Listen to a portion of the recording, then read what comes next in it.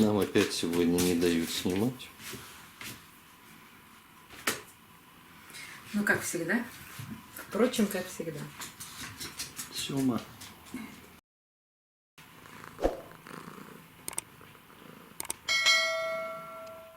Добрый день, друзья! Команда помощников и мешальщиков на месте. Поэтому начинаем разбираться с нашими уцененными орхидеями.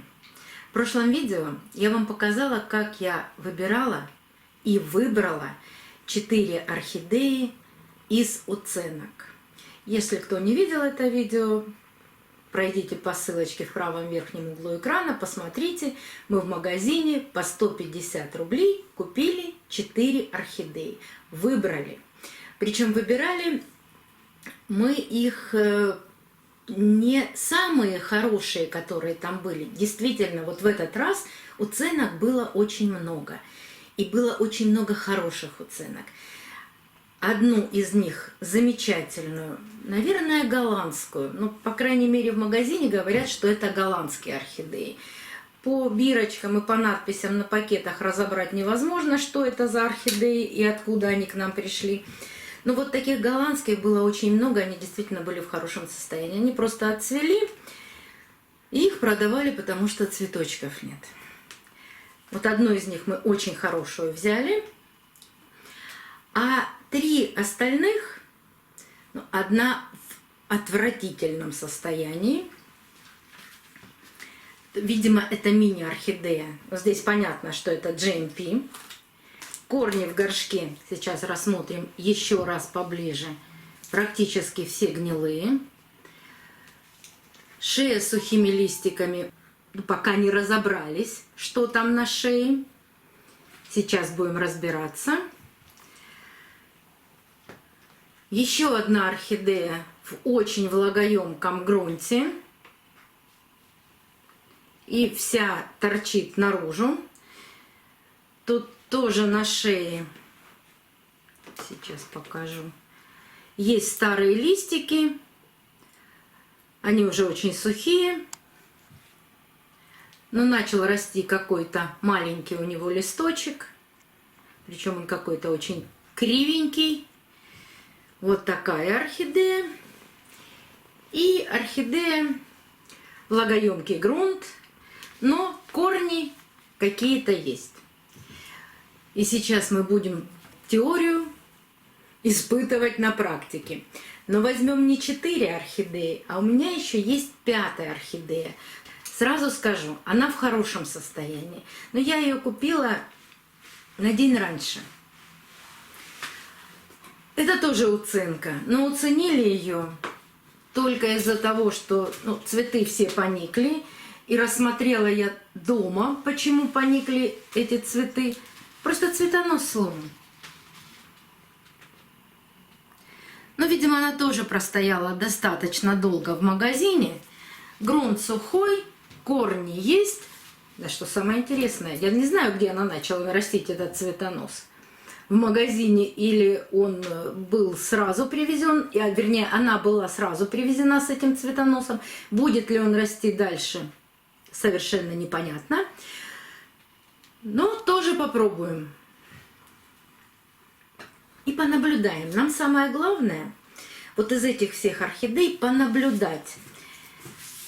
Что значит теория на практике? Я стараюсь сейчас не пересаживать орхидеи после покупки не в хорошем состоянии, не в плохом.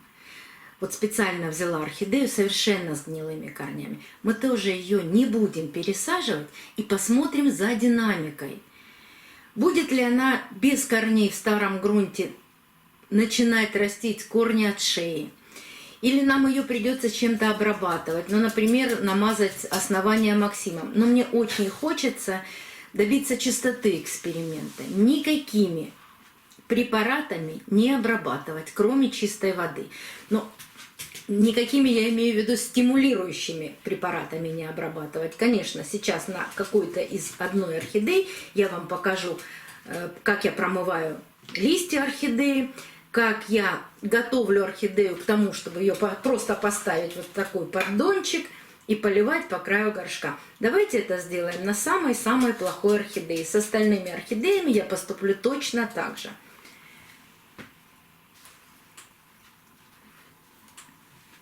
Что это за орхидеи, я не знаю, но, видимо, это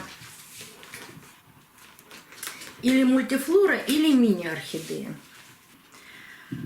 Первое, что мы делаем, убираем держатели цветоносов. Тем более, что эти держатели не нужны, потому что цветоносы сухие.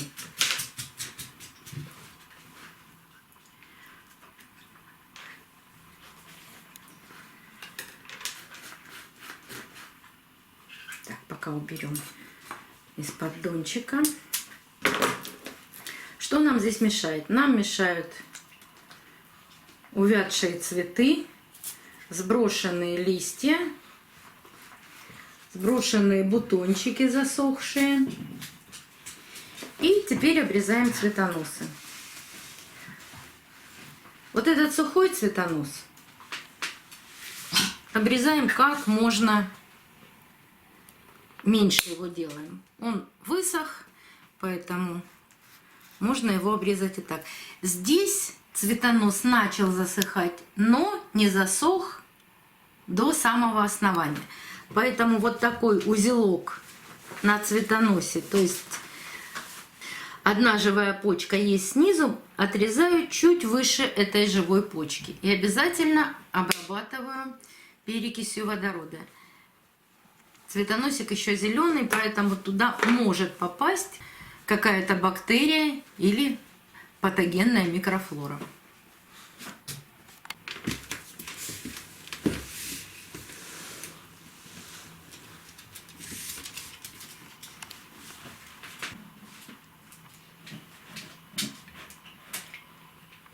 Буквально одну каплю перекиси водорода.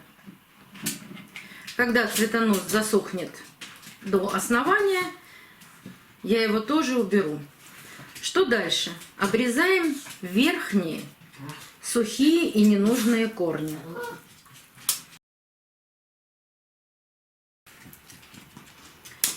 Этот корень почти весь сухой, поэтому я его обрезаю. Так, и здесь сухо. Сухой весь корень.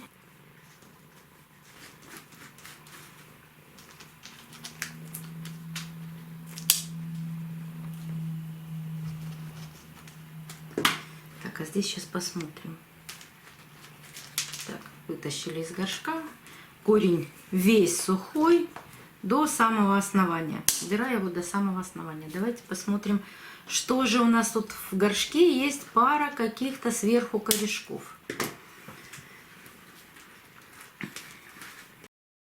Что у нас осталось? Вот хороший корень остался.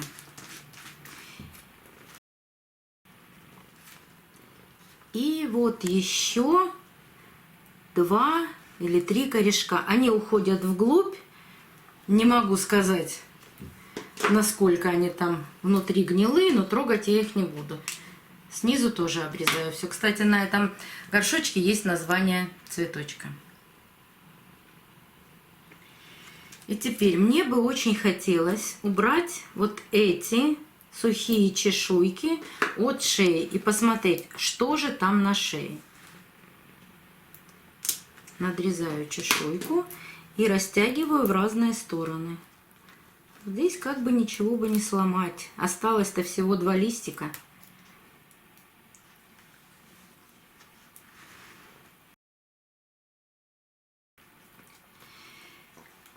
Я стараюсь всегда снять такие чешуйки, но у таких орхидей, которые у ценки, которые очень долго стояли в магазине, это нужно делать обязательно.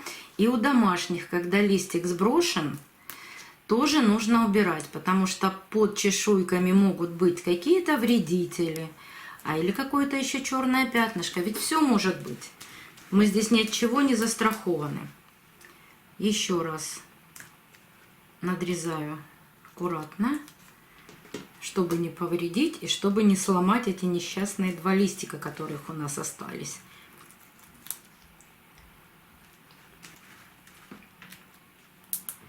А еще что для нас очень важно,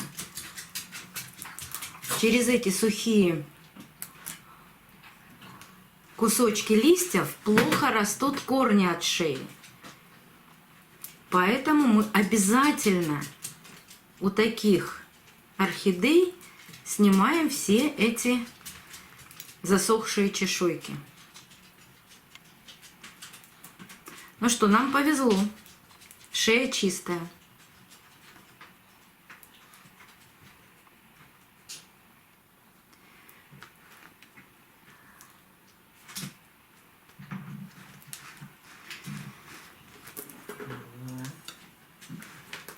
Здесь не грунт, я здесь не буду убирать от шеи, потому что все и так очень высоко. А, вот еще, смотрите, вот под этим цветоносом тоже есть чешуйка.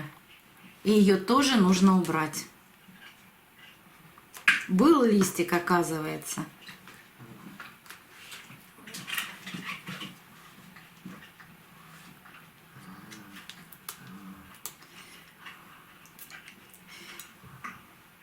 Как-то сегодня много посторонних звуков, потому что под столом сидит наш маленький песик, ему очень нравится присутствовать. Ну, хотя бы под столом. Так, убрала последнюю чешуйку. Смотрим внимательно на шею, все чистенько.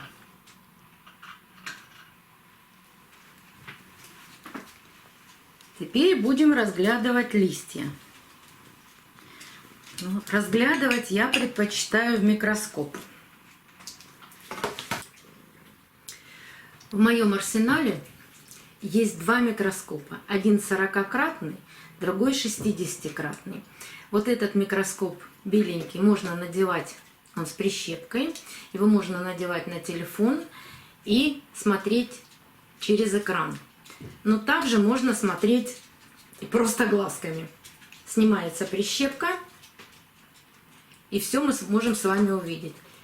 У обоих есть подсветка. И любого вредителя можно рассмотреть в лицо.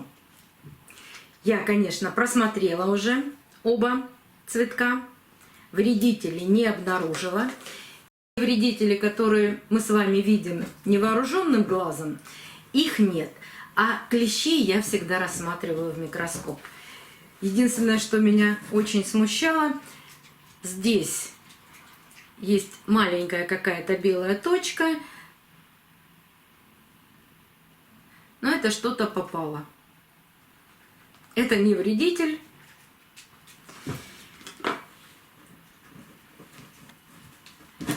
Вот здесь на орхидее, казалось бы, какое-то черное пятно, но это кусочек грязи. Поэтому сейчас обработаем листья любым калийным мылом, которое у вас есть в наличии. У меня в наличии зеленое мыло и табачное мыло. Таким мылом я обрабатываю орхидеи всего один раз после покупки. Я буду пользоваться сегодня зеленым мылом. На стаканчик приблизительно у меня 150 мл воды, чуть меньше пол чайной ложки.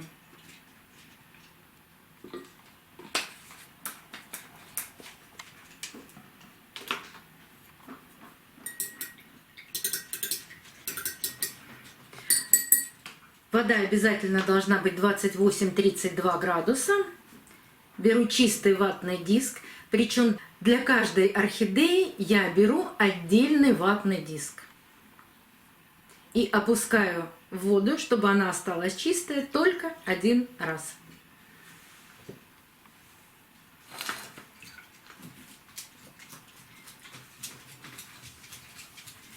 Хорошо протираю листики.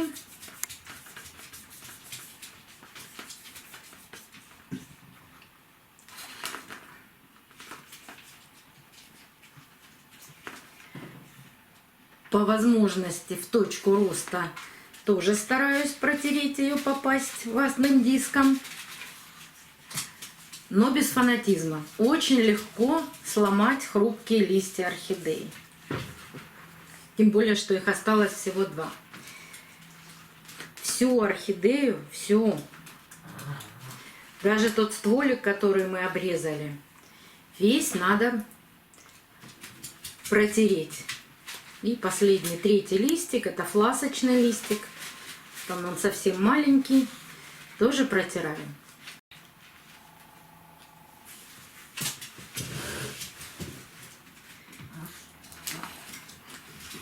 Как мы будем поступать с этими орхидеями? Со всеми одинаково. Я буду поливать только по краю горшка. Больше никаких стимуляторов и обработок я делать не буду.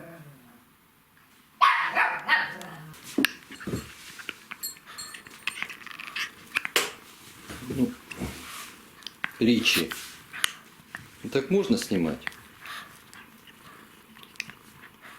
Вот. Только Сёма благородный кот. Сидит и молчит. Не ругайтесь, когда мы показываем своих животных, потому что без них никуда, ни одно видео без них не обходится. Ну, давайте продолжим.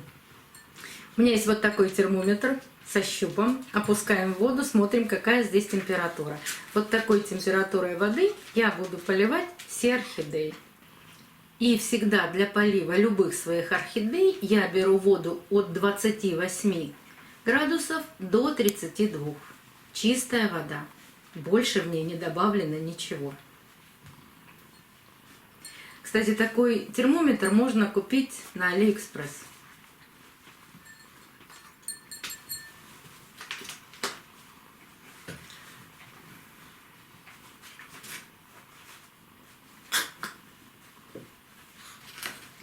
И по краю горшка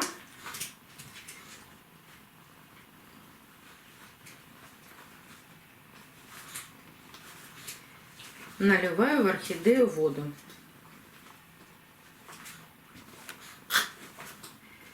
Наливаю всегда столько воды, сколько помещается вот в этот поддончик. Этот поддончик высотой 1,5 сантиметра, диаметром 13 сантиметров.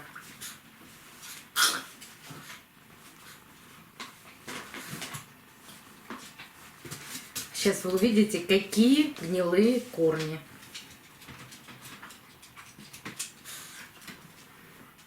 Вот все, что сейчас будет коричневое, это все корни гнилые.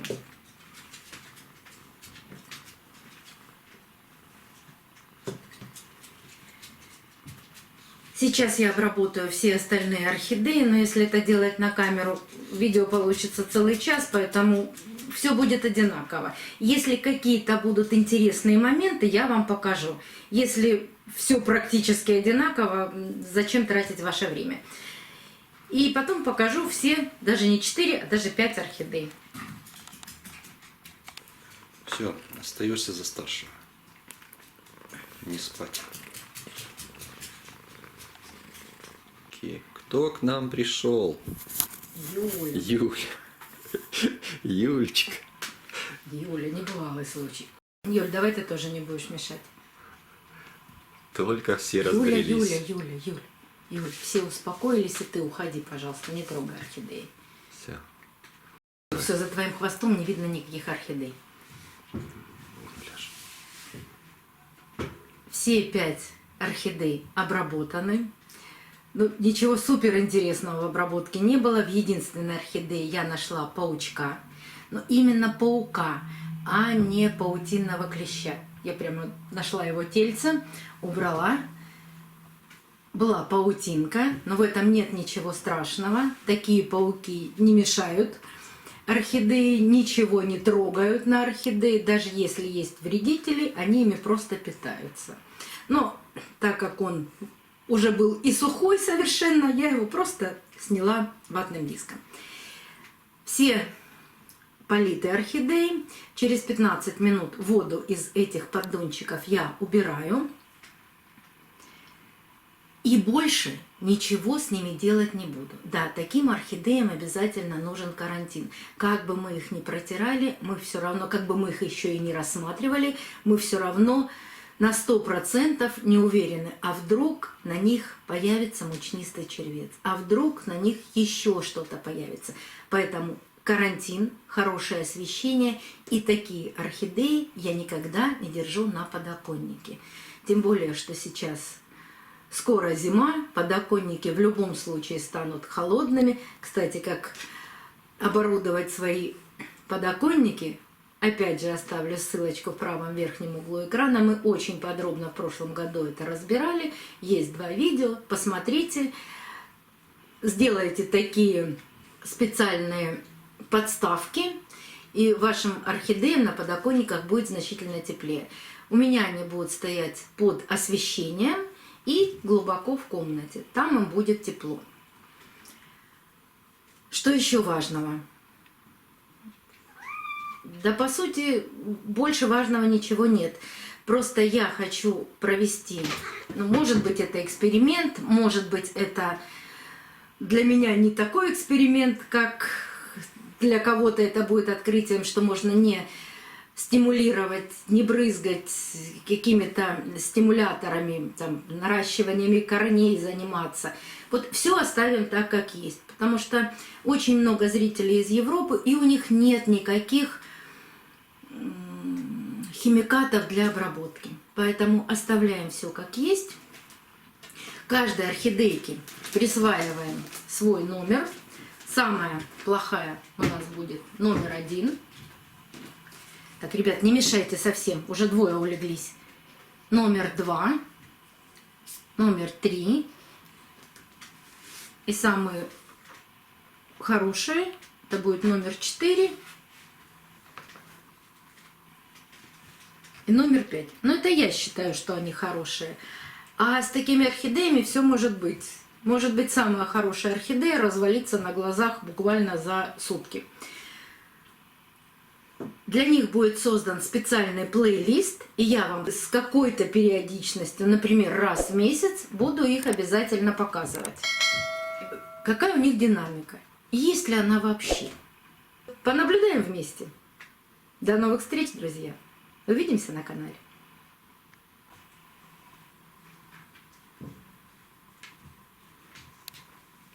Сёма, не значит, что можно хулиганить. А что там это тоже?